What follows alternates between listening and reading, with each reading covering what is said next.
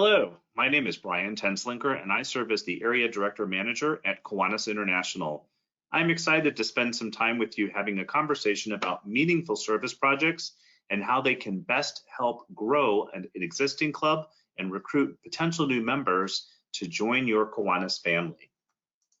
Before we get started, it's important that we have a good baseline understanding of why we do service in the Kiwanis family. So I encourage you to put a pause on this video for a couple of minutes and reflect back. Why is it important for you to do service in your community, as well as why is it important for Kiwanis to do some service as well as part of our opportunities to be part of the community.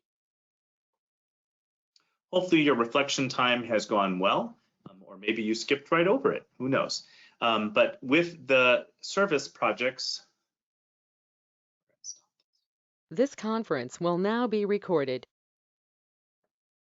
Hello, my name is Brian Tenslinger, and I serve as the Area Director Manager for Kiwanis International.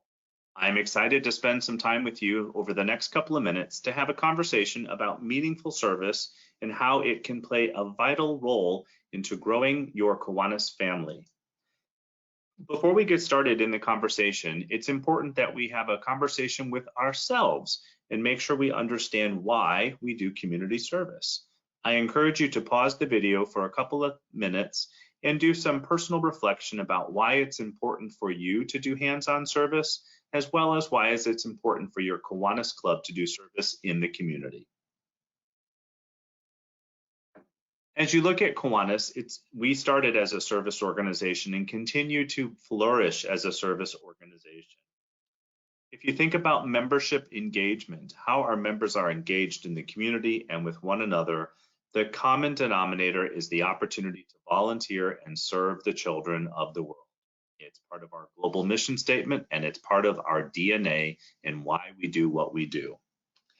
In the Kiwanis family, our service projects can have a great impact in the community, measured in time, measured in dollars, but also in the way that we can provide services for children that may not have been part of the community before we had a presence. Kiwanis fills a great gap in many communities with playgrounds and reading programs, anything to help children, and that is extremely important that we continue to think about our impact in the community when it comes to hands-on service.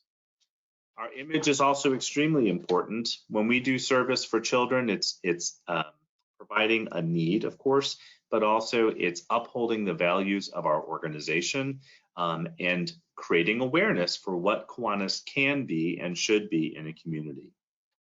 Something important to consider as we journey into some best practices about hands-on service and your club is that Kiwanis is not one size fits all, meaning sometimes there are opportunities for Kiwanis members to do hands-on service based on a need in the community or a resource that's available.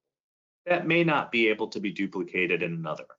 What I've done is I've taken some of the best practices that I've seen personally firsthand, as well as been able to participate in, and put them together in this little workshop to hopefully help you look at your club and your service projects, but also how are we using service to recruit potential new members? Some best practices when it comes to service is that the club and all of the members have a clear understanding of the why behind the service project. And this includes, why are we doing the particular project? How is this going to benefit the community, and what exactly will we be doing? If your club has a tough time articulating the why behind a service project, it might be time to rethink that or to reorganize the priorities of that particular project. In the Kiwanis family, we have a couple of facts about our why and how we can help, and they are some numerics. And some of those numbers include, in the United States, the volunteer time value is $25.43, meaning every hour that we volunteer and help an organization, such as the Boys and Girls Club or perhaps your public library, it is saving that organization on average $25.43 that they would have to pay to employ somebody, to put them on the payroll, payroll plus taxes, etc. So think about that. That can add up very, very quickly. If 10 of your Kiwanis members volunteer for a couple hours on a Saturday, start to get your do some of the math, get your calculator out, and wow, think of the impact that you've just had financially with that organization.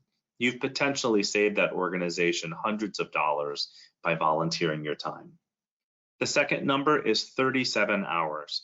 On average, a Kiwanian will volunteer her or his time 37 hours per year, and that's on average. We know that that number is probably a lot higher in some communities, and that number is recorded by the club secretaries in their monthly report.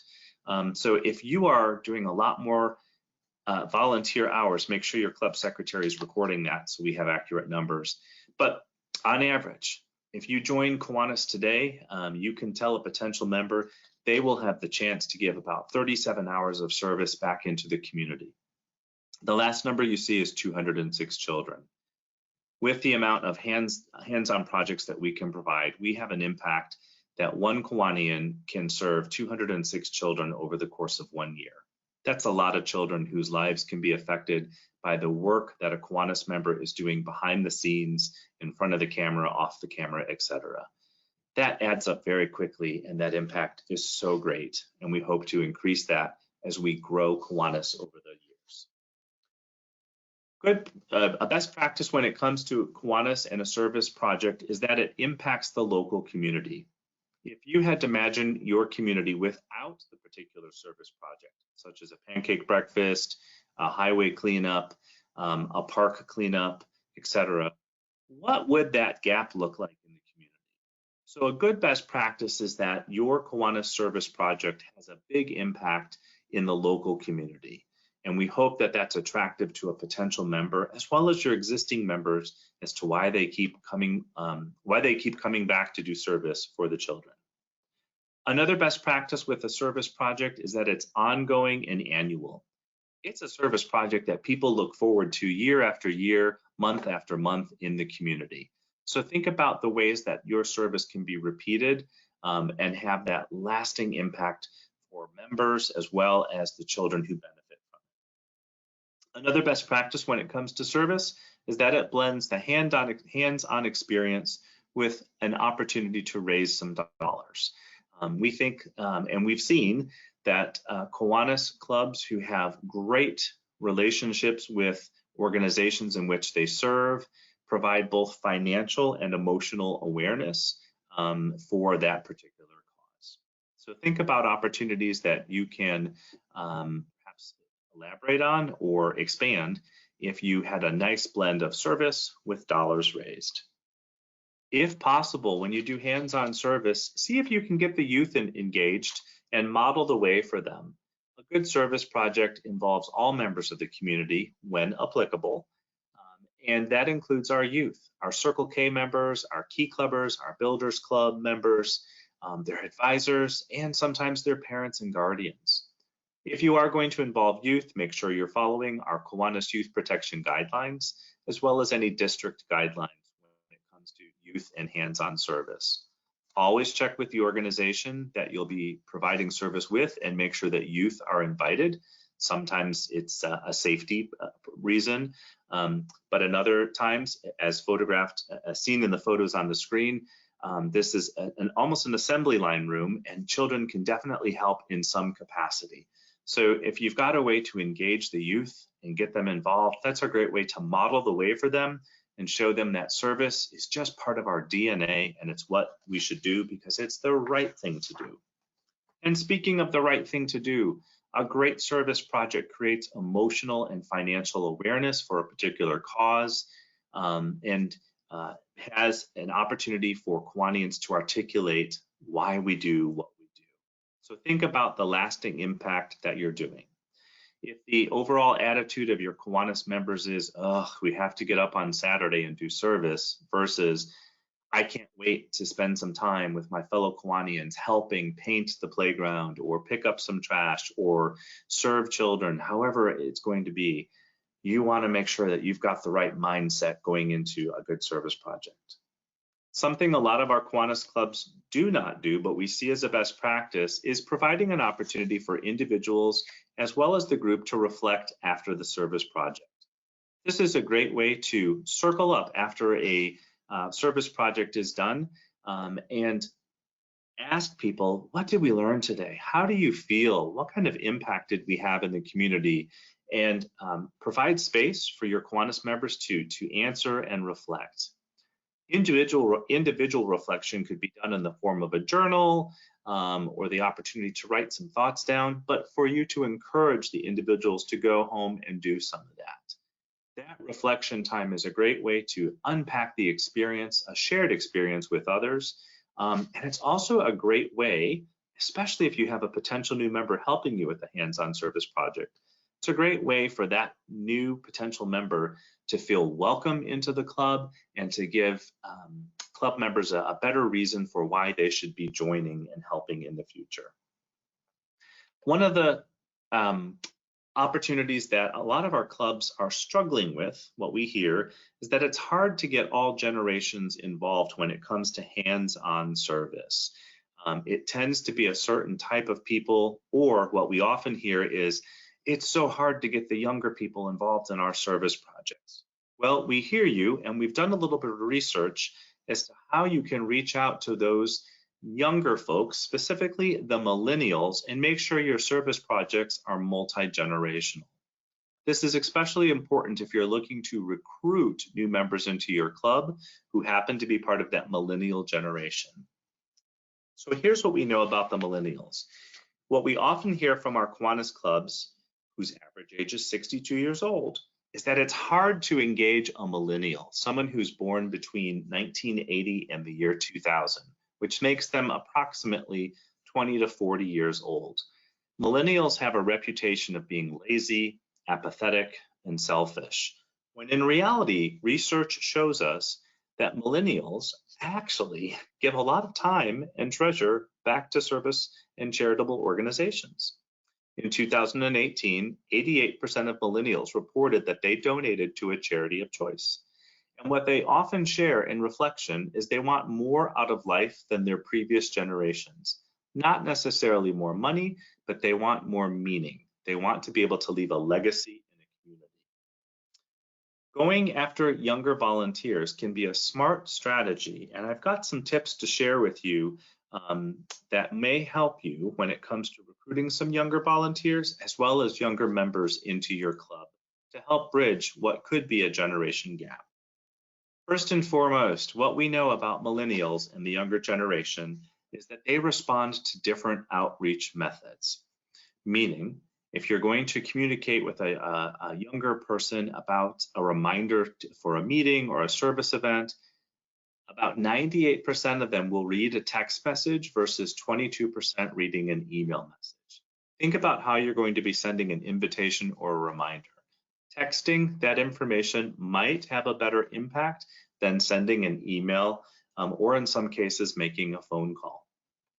Another thing we know about the younger generation is they are social, and they are being labeled now as the social volunteer, meaning they really enjoy an opportunity to get together and provide hands-on service, and then they want to hang out and spend time with their fellow volunteers and perhaps have a meal together, go get an iced tea afterwards, but they want that time to socialize and network and build that friendship base that is oh so important to them. So if you think about your service projects, you may want to think about opportunities to do some social interaction engagement immediately following the event or within a reasonable time frame that welcomes them as, into an opportunity to roll up their sleeves, raise a glass, and reflect, wow, we had a great impact by reading to all those children today at the library, or by cleaning up that playground that has looked so weather torn over the years. And now think of all the fresh paint and fresh fun that the kids can have in that community. What we also know about the younger generation is that they like service projects where it's extremely specific and they can visualize an outcome, such as a Stuff the Backpack program with school supplies, etc. They really tend to respond well to an opportunity to volunteer their time if they know that there is going to be a specific outcome. This is especially helpful when you're looking at inviting potential members to join your club. Provide a service project where they can spend a little bit of time and a little bit of people power to provide a specific outcome that will benefit children in the community. Here's what we also know about younger generations is they are a t-shirt wearing generation. Make sure you have appropriate Kiwanis branded attire, if applicable, to share with your volunteers. It's great when you go on site to put a Kiwanis t-shirt on. It makes for great photo ops, but also image is everything. They like to know that they are feeling part of the family and part of the club. This is especially important for your current Kiwanis members, as well as potential members who may be coming on to help you serve. So here are some key takeaways. We do know that younger generations are altruistic. They have a sense of spirit and they have a sense of, I want to give back. They're also a huge generation. We have a lot of people who are in that age range, and they would love to be invited to participate in something that's specific. They like to be treated with respect and use technology that they respond to, such as texting. Their passion points are, again, being social and having a social impact in the community. They want to know that the projects that they're going to be doing will have a long-lasting impact and may create some positive change for children in the community. They can be your best free marketers. They like to take pictures, selfies as they're called. They like to take selfies and post them on their social media. This is a great opportunity with a Kiwanis branded shirt for them to post, hey, look where I am on Saturday morning. I'm here helping wash cars to raise money for the Key Club. Did you know that Key Club is the largest, et cetera, et cetera, et cetera. You've got a great way to enlist your younger generation as some of your best free marketers. And finally, social. They like to hang out afterwards and be part of that family. So make sure that if you are going to invite a potential member to a service project, you have an opportunity and a follow-up approach ready to go once Jane or John volunteers, and that there's a follow-up saying, hey, we're so glad you could join us. Why don't you come out tomorrow night? We're going to be getting together for whatever the social opportunity is. We'd love to see you again and talk to you more about our Kiwanis Club and how you can have an impact in our community. Feel free to keep in touch. If you have ideas about service projects or questions or a best practice that you'd like to share, give me a call, send me an email. I'd love to engage in some conversation with you and find out what's working well in your community. Thank you so much. Hope you enjoyed the opportunity to have a conversation about meaningful service and how it can help your club grow in membership size.